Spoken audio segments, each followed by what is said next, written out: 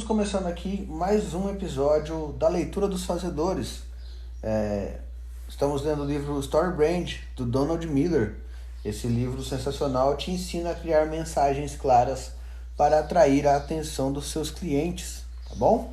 Estamos na página 151 do capítulo 11, se eu não me engano, deixa eu ver, é o capítulo 11, e Silvas capítulo 12, errei por um, do capítulo 12. E se você quiser ver os outros episódios, eu deixei tudo salvo na playlist Leitura dos Fazedores lá no YouTube. Se você está vendo isso aqui pelo YouTube, curta o vídeo e volte que tem os episódios completos, tá?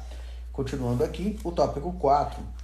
Dividir equilibradamente os fluxos de receita. Um desafio comum em muitas empresas é comunicar-se de maneira simples sobre o que fazem, mas algumas diversificaram seus fluxos de receita tão amplamente que têm problemas ao começar. Se esse for o seu caso, você não está sozinho.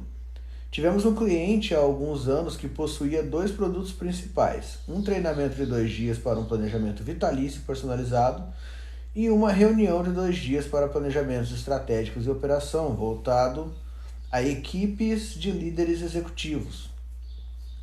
Parece bem simples, exceto pelo fato de que a empresa não ganhava dinheiro nenhum com os produtos, mas ganhava treinando e certificando os facilitadores. O desafio, então, era aumentar a demanda de cada produto para que mais pessoas quisessem se tornar facilitadoras. Isso significa que elas precisavam direcionar o comércio de 3 produtos: o planejamento vitalício, o planejamento estratégico de operações e a certificação de facilitadores. Caso sua empresa se pareça com essa, o primeiro desafio é encontrar uma margem geral que unifique seus vários fluxos. Para nossos amigos que proporcionam facilitação de planejamento vitalício e de operações, escolhemos a necessidade que as pessoas têm de um plano personalizado.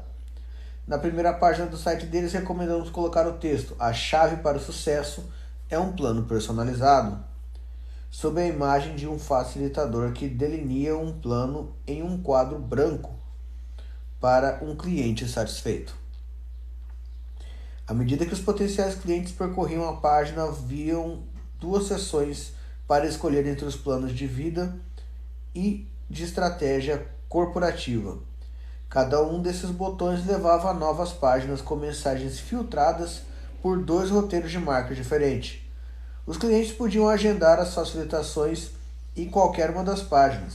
A chave para o crescimento dos negócios, no entanto, era um botão na parte superior e inferior de cada página que dizia: torne-se um facilitador treinado.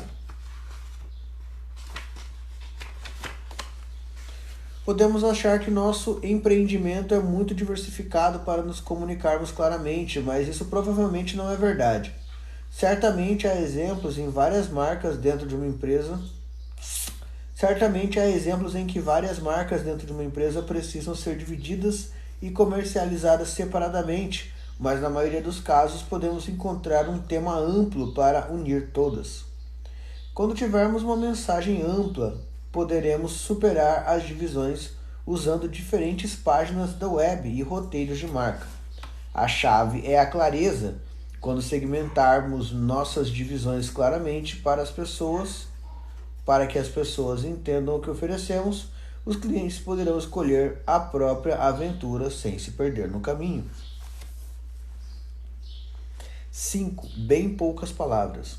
As pessoas já não leem sites, elas fazem leitura dinâmica. Acredite, se houver um parágrafo lá no fim da sua página, ele será ignorado. Em nosso escritório, usamos a frase: escreva em código Morse, quando precisamos de um texto de marketing. Por código Morse, entendemos que o texto seja breve, impactante e relevante para nossos clientes. Considere outra vez nosso troglodita sentado em sua caverna. Você vende bolinho. Bolinho bom. Eu quero comer bolinho. Vou à padaria agora. A maioria de nós erra ao ir na direção oposta. Nós usamos muito texto. Por que dizer? Como pais, entendemos como é querer o melhor para os nossos filhos. É por isso que criamos uma escola onde os pais trabalham em estreita colaboração com os professores em todas as etapas da jornada de educação dos seus filhos, quando poderíamos apenas dizer transferências semanais, teleconferências semanais com os professores do seu filho, juntamente com outros 5 grandes diferenciais da escola. À medida que o cliente percorre a página, não há problema em usar mais palavras, mas por mais e mais, quero dizer algumas frases ali. Alguns dos sites mais eficazes, dentre os quais analisei, usaram 10 frases ou menos em toda a página. Isso equivale a cerca de 10 tweets. Nessa época desse livro, eles ainda eram felizes e tinham o Twitter azul com um passarinho. Agora o Twitter é o X. Puta nome criativo. Se você quiser usar uma longa sessão de texto para explicar algo, fazemos isso em nosso site. Basta colocar um pequeno link, leia mais, no final da primeira ou segunda sentença, para que as pessoas possam expandi-lo caso gostem. Assim você não bombardeará o cliente com muito texto. Como experiência, vamos ver se você pode cortar metade das palavras de seu site. Dá para substituir um pouco de texto por imagens, reduzir parágrafos internos pontuando-os em 3 ou 4 itens, ou condensar períodos em frases curtas e cheias de significado. Faça essas alterações o quanto antes. A regra é esta: quanto menos palavras você usar, mais provável as pessoas lerem o seu texto. Não saia do roteiro. Vimos então as 5 coisas mais importantes a fazer com o seu site. Há mais, é claro, porém se você reunir todas as dicas e estratégias, elas não farão uma diferença tão grande quanto acertar estas 5 coisas. Se você pensar em seu roteiro de marca como um kit de bateria, pense em seu site como um solo de bateria. Não deve haver uma única palavra, imagem ou ideia compartilhada em seu site que não tenha origem nos pensamentos gerados por seu roteiro de marca. As palavras não precisam ser uma réplica exata do seu roteiro de marca, mas as ideias devem ser as mesmas. Se você incluir no site que não sejam... Se você incluir mensagens no site que não sejam de uma categoria do método do seu roteiro de marca, seus clientes ouvirão apenas ruídos. Capítulo 13. Usando a StoryBrand para transformar a cultura da empresa. Até agora vimos como um roteiro de marca bem elaborado provoca o envolvimento do cliente, porém seu valor vai além. Seu roteiro de marca pode também alavancar o engajamento dos seus colaboradores, e isso tem enorme implicação na cultura de sua empresa. Os clientes não são os únicos que ficam confusos quando a mensagem não é clara, os colaboradores se confundem também. Desde o diretor de uma divisão, o gerente regional, até o trabalhador que ganha salário mínimo lá na linha de frente. A maldição da narrativa vazia. Talvez você não perceba, mas sua empresa é assombrada. Sei disso porque toda organização encontra o mesmo ser fantasmagórico que percorre os corredores procurando vitimar alguém. Chama essa entidade sombria de Chama essa entidade sombria ladina de narrativa vazia. Por narrativa vazia entende-se um espaço vazio que ocorre dentro da organização quando não há uma história que mantém todos alinhados. Em casos externos, a narrativa vazia se instala no centro da organização, dividindo-o em facções cujos esforços desconectados impedem que haja uma missão unificada. Durante anos, as empresas tentaram exorcizar a narrativa vazia usando o documento mais sagrado disponível, a Declaração da Missão. Ela é como o santo graal da eficácia organizacional. Com dedicação monástica, os executivos se reúnem em retiros afastados, em que entalham na madeira frases meticulosamente elaboradas, que poucos lerão e menos ainda entenderão ou aplicarão. Trata-se de uma história que não vai a lugar nenhum. Não é preciso dizer que apenas em casos muito raros uma declaração de missão realmente faz a empresa estar em uma missão. Seu pessoal está confuso? O diagrama a seguir registra uma imagem de uma organização infectada com uma narrativa vazia. Trata-se de uma imagem comum a muitas empresas hoje em dia. As diferentes divisões em toda a organização configuram microcosmos que podem ser verdadeiramente entendidos pelas pessoas que vivem neles. Deixadas por sua conta em risco, essas pessoas têm que tomar decisões e desenvolver estratégia para atender às demandas. Elas presumem que essas decisões afetam somente a elas. Todavia, ao longo do caminho, suas escolhas criam leves dissonâncias que se espalham pela organização. De uma perspectiva organizacional, é como sangrar até a morte por milhares de cortes causados por uma folha de papel bem afiada. Que pesadelo! Como você pode ver, onde não há enredo, não há produtividade. Aqui tem o diagrama, tá?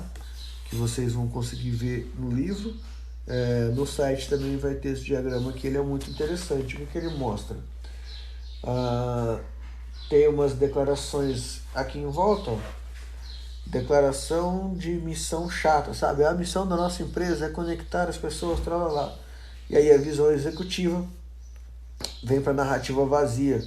E isso confunde as pessoas. Ó. Formatação dispendiosa. A propaganda do marketing que está fazendo serviço externo cai numa narrativa vazia e tudo vem para cá. E acaba que as pessoas não têm gosto nenhum em fazer as coisas na empresa. Né? O custo da narrativa vazia. Nos anos 1990, o Gallup começou a medir o nível de comprometimento que os colaboradores sentiram em relação ao trabalho e ao colaborador. O número era surpreendentemente baixo. A pesquisa descobriu que cerca de 1 em cada 5 colaboradores em todo o país estavam realmente empolgados com o trabalho que faziam. Isso é um problema. A suposição óbvia é que alguém comprometido decide esforçar-se mais do que alguém que não se sente assim. E não apenas isso, os colaboradores engajados perdiam menos dia por motivo de doença. Perdiam menos dias por motivo de doença e tinham menor probabilidade de entrar nas estatísticas de rotatividade. A pesquisa do Gallup revelou que empresas estavam perdendo centenas de milhões devidos à ineficiência e hiatos de produtividade. Ele estimou em 2012 que isso custava aos Estados Unidos 450 bilhões a 550 bilhões anualmente. Não é preciso dizer que os colaboradores pagam a mesma quantia em salário e benefícios, estejam os colaboradores envolvidos ou não. Então, quando os líderes empresariais se deram conta das descobertas da Gallup, a ordem era agir para derrotar a epidemia de falta de comprometimento. Acontece que o principal fator que contribuiu para o aumento do não estagnamento foi a explosão da informação. As pessoas são bombardeadas com mais de 3 mil mensagens de marketing a cada dia. Isso sem contar outros tipos de mensagens, artigos, postagens, notícias distorcidas, cujo número é ainda maior. Comparem isso com, digamos, os anos 1970 nos Estados Unidos. Passamos de 3 redes de TV e um jornal local para mais de 200 canais. Milhões de blogs de notícias, podcasts, rádio online, Twitter, Instagram, Facebook, Snapchat e LinkedIn. Enquanto isso, a comunicação da maioria das empresas vai no sentido oposto. A interação pessoal, que outrora alimentava a conexão no local de trabalho, foi substituída por teleconferências, proliferação de escritórios afastados da sede e teletrabalho. Os dias de se atualizar em torno do bebedor são coisas do passado. É verdade que agora há uma profusão na troca de e-mails e portais de internet para os colaboradores, mas estudos mostram que o número de leitores nesses meios é mínimo. Será que essa miscelânea de ruídos se constituiu em um terreno fértil para a narrativa vazia? Não acho que seja coincidência. Uma narrativa forte, inspirada na Story Brand, expulsa a narrativa vazia, como a luz expulsa a escuridão. As empresas que calibram suas atividades em torno de uma história em comum não apenas declaram sua missão, estão em uma missão. Não sonharam com uma história melhor na sua cultura e conta. Não só sonharam com uma história melhor na sua cultura, a contam. Viu? Que leitura. Técnica de leitura. Tem intenção aqui. Não é só porque você conhece a história que a sua equipe também conhece. Então, como um roteiro de marca estanca o sangramento? Vejamos o que se passa na maioria das empresas. Em muitos casos, começa com uma ação de integração. Não havendo um roteiro de marca, acontece assim. Alguém do RH dá as boas-vindas ao novo colaborador. Ele dá um chaveiro da empresa, senta em frente a um vídeo sobre assédio sexual por 10 minutos, e em seguida folheiam um manual da empresa juntos, conversam sobre algum mexerico a respeito da vida pessoal de um certo gerente sênior, depois de uma rápida visita ao saguão para ler as declarações de missão da empresa, é acomodar o novato em sua estação de trabalho. O representante do RH volta para sua mesa em 1 hora e pronto.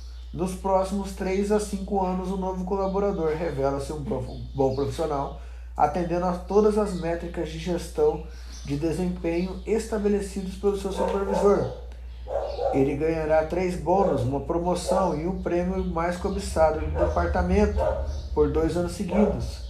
E nunca trabalha após as 18 horas. Ele aprende a contornar as pessoas que criam resistência, escolhe suas batalhas, aceita compromissos e absorve consequências ocasionais. Então, uma tarde, o headhunter lhe telefona com uma proposta boa. Ele vira a página para iniciar o próximo capítulo em sua vida. Nenhum barco virou, nenhuma estrela foi alcançada. Para a empresa, houve vitórias, derrotas e algum empate. É como um filme, que nada acontece, ninguém se importa e a pipoca está murcha. Um ambiente de trabalho opressivo é ou não um convite ao não engajamento. Você percebeu a narrativa vazia nessa história? Com a ausência de uma narrativa central unificada, não há jeito de se inspirar em novos contratados a irem além do status quo. A empresa não fez nada de errado, mas também não fez nada de especial. Em um ambiente competitivo, essa abordagem não leva ninguém muito longe. Essa é a decepção intoxicante da narrativa vazia. Isso induz a empresa a dormir e, por fim, morrer, levando a organização de volta à missão. Convidar os clientes para participar de uma história magnífica nos faz se engajar. Também é assim para os colaboradores, com certeza. A partir das narrativas inspiradoras, empregos comuns viram aventuras extraordinárias. Com um roteiro de marca unificado, a história anterior fica mais ou menos assim. Antes mesmo de se candidatar, o candidato já ouviu alguns comentários lá fora sobre a empresa ser super legal. Isso a faz ganhar vida. As pessoas que trabalham lá adoram, e o mesmo ocorre com seus clientes. Ela faz transparecer o sentido de competência em sua área de atuação, bem como na comunidade de um modo geral. Seus líderes são respeitados e até mesmo ex-colaboradores falam dela com um toque nostálgico. Na lista de lugares ideais para trabalhar, há poucas que se comparam a ela. Durante a primeira entrevista, o candidato começa a compreender de onde vêm os comentários que ouviu. O gerente de recursos humanos descreve a companhia de um jeito que você poderia descrever os exploradores norte-americanos. Lá, lá, lá, lá, lá, lá. Ali circulam e vivem pessoas muito interessantes. O objetivo de negócio se parece com reviravoltas em um enredo. Há montanhas a escalar, rios a cruzar, há tormentas a enfrentar, ursos a caçar. Não pode casar com urso, tá, galera? Eu não tô aparecendo, foi bom. Tesouros a encontrar. O gerente de recursos humanos está visivelmente empolgado ao repassar sem esforço 7 categorias da narrativa da empresa. Contudo, não é qualquer um que é selecionado para essa expedição. Os colaboradores dessa empresa não são snobs, apenas são fiéis à história que seguem e não querem comprometer o enredo. Caso você seja selecionado, isso acontecerá porque está escrito nas estrelas. Instantaneamente, o conceito do candidato sobre trabalho é elevado a outro patamar. Já não se trata mais do que ele pode evitar. Trata-se em que ele se transformará se entrar na história. Ele entende que trabalhar naquela companhia o transformará. Na segunda e terceira entrevista, o candidato já conheceu a maior parte da equipe e até foi entrevistado por eles, que contam exatamente a mesma história que ouviu na rua e na primeira entrevista. A história ganha corpo, ele percebe que precisa fazer parte de uma história como essa para estar plenamente satisfeito na vida, assim como todos nós. Eis que por fim chega seu primeiro dia de trabalho e a experiência de integração foi mais como ser adotado do que como ser contratado. Nela, um facilitador utiliza o tempo sabiamente explicando a uma equipe nova e reduzida a história de seus clientes e como a empresa se posiciona como um guia nessa história. Surpreendentemente, a integração tem mais a ver com os clientes do que com a empresa. Essa organização ama seus clientes e é obcecada por vê-los prosperar. Finalmente, o novo colaborador descobre o segredo. Essas pessoas estão aqui para servir o cliente que amam. O novo contratado então é convidado pelo CEO para um almoço especial dedicado aos recém-admitidos. Na ocasião, o CEO dá uma palestra curta, mas poderosa, baseada no roteiro de marca da empresa. A fala é estimulante, o CEO faz transparecer seu amor pelos clientes da empresa e tudo depende do que o novo recruta aprendeu no período de integração. E o grande finale, um curta-metragem baseado no roteiro de marcas da empresa sobre o efeito impactante da organização, não apenas nos negócios, mas também na vida dos indivíduos. Nosso novato pergunta ao diretor de RH se pode conseguir um link para seu vídeo para que ele o envie para os amigos e familiares, mais ou menos se vangloriando do seu novo incrível emprego. Nos próximos 3 a 5 anos, o novo colaborador sente que ainda está conhecendo o lugar. Todo mês ele descobre novas razões pelas quais aquele é o emprego dos sonhos. Fotos de clientes estão espalhadas pelas paredes, celebrando seus sucessos, suas tarefas diárias. Longe de triviais, são objetivos específicos que o fazem trabalhar em conjunto com outras equipes para auxiliar o cliente a resolver problemas que os frustram. Seus colegas de trabalho não são seus rivais, mas uma comunidade de apoio que realmente deseja que ele prospere e cresça à medida que vive uma história sobre como mudar o mundo. Os próprios clientes visitam o escritório para conhecer melhor a empresa que os ajudou a resolver seus problemas. Os headhunters lhes telefonam todos os meses com ofertas de emprego que quase sempre representam aumento de salário e promoção. Ele geralmente se esquece de retornar as ligações.